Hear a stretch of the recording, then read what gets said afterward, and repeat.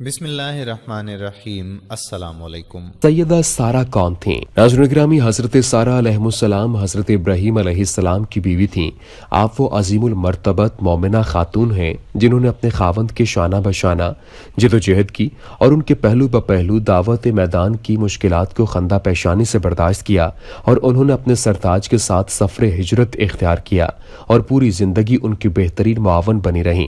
اسی مومنہ خاتون کی داستان ہمیں رسول کریم صلی اللہ علیہ وآلہ وسلم کی رفیقہ حیات ام المومنین سیدہ خدیجہ الکبریٰ رضی اللہ تعالی عنہما کی یاد دلاتی ہے کہ جس طرح انہوں نے اپنے مال و دولت، خیر خواہی اور ہمدردی اور ہمہ جہتی تعاون سے اپنے سرتاج علیہ السلام کو نوازا اور اپنی ہر چیز ان کے قدموں پر نچھاور کر دی۔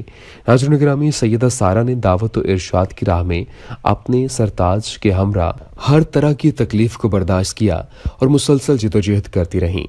ہم تاریخ کی جھرونکوں سے دیکھتے ہیں کہ وہ اپنے دین کی حفاظت کے لیے ظالم اور متکبر حکمران وقت نمرود سے خوف کھاتی ہوئی اپنے سرتاج ابراہیم علیہ السلام کے ہمراہ اپنے وطن کو خیر بات کہہ کر شام چلی جاتی ہے۔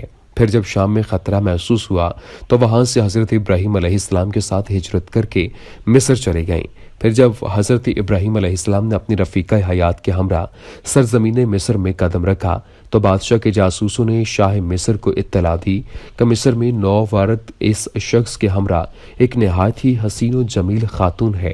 یہ اطلاع پا کر شاہ مصر کی رال ٹپکنے لگی۔ جب حالات دگرگوں ہوتے ہوئے دکھائی دیے تو شاہ مصر کے چنگل سے بچنے کی خاطر اپنے سرتاج کے ہمراہ مصر سے پھر شام کی طرف ہجرت اختیار کرنے پر مجبور ہوئیں۔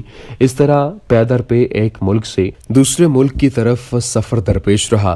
اس دور میں آرام دہ سواری کی سہولت بھی میسر نہیں تھی، لیکن اس عظیم المرتبت خاتون نے اپنے سرتاج سیدنا ابراہیم علیہ السلام کے ہمراہ تمام تر مشکلات کو نہایت صبر و تحمل سے برداشت کیا۔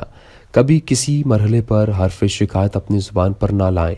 ناظرین گرامی، سیدہ سارہ کا نام سارہ بنت ہارون بنت ناہور بن شارو بن ارغو بن خالق تھا۔ یہ عالی مرتبت خاتون سیدنا ابراہیم علیہ السلام کے چچا کی صاحبزادی تھیں۔ سیدہ سارہ بڑی حسین و جمیل، دیندار، دانشمند اور سلیقہ شعار خاتون تھیں۔ آپ سیدنا ابراہیم علیہ السلام پر ایمان لا کر دین حق کی پیروکار بن گئیں۔ حالانکہ پورا معاشرہ بت پرستی میں مبتلا تھا، سارا خاندان بتوں کا پجاری تھا۔ ابن اسحاق بیان کرتے ہیں کہ سیدنا ابراہیم علیہ السلام جب آتش نمرود سے سرخرو ہو کر باہر نکلے تو حاضرین میں سے کچھ لوگوں نے یہ منظر دیکھا ہوگا اور یہ منظر دیکھ کر ایمان قبول کر لیا۔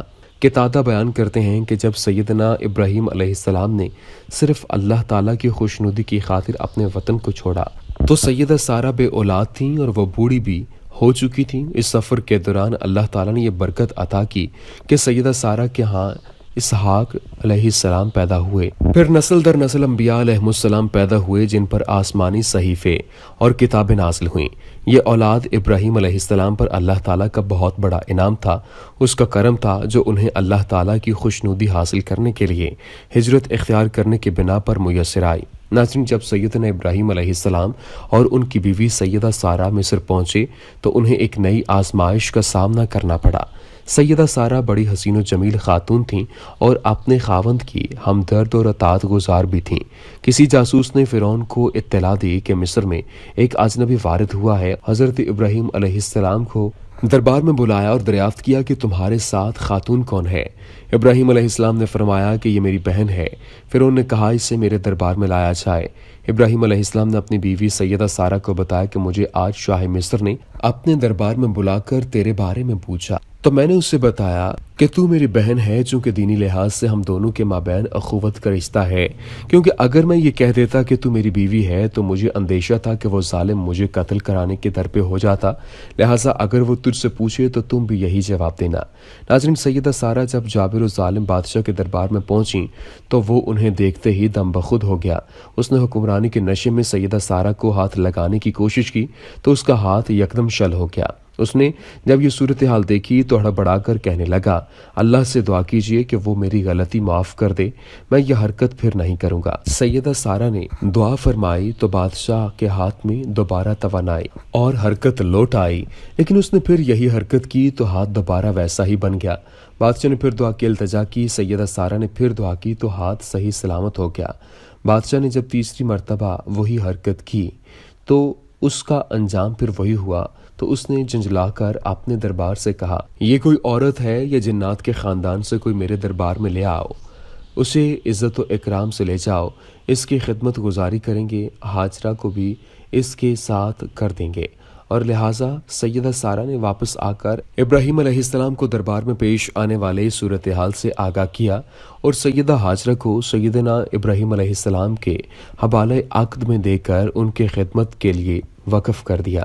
ناظرین، آپ نہایت ہمدرد خاتون تھیں۔ سیدہ سارہ اس حقیقت سے آگاہ تھیں کہ سیدنا ابراہیم علیہ السلام کی دلی تمنا یہ ہے کہ ان کے ہاں نورینہ اولاد ہو، لہٰذا انہوں نے دربار سے ملنے والی بی بی ہاجرہ کو سیدنا ابراہیم علیہ السلام کے حوالہ عقد میں دے دیا اور کہا شاید اللہ تعالیٰ آپ کو اس سے بیٹا عطا کر دے۔ سیدہ سارہ عمر رسیدہ ہو چکی تھی، لیکن سیدنا ابراہیم علیہ السلام اکثر یہ دعا کیا کرتے تھے، الہی مجھے نیک اولاد عطا فرما۔ پھر اللہ تعالیٰ نے بی بی ہاجرہ سے حضرت اسماعیل علیہ السلام عطا فرمائے۔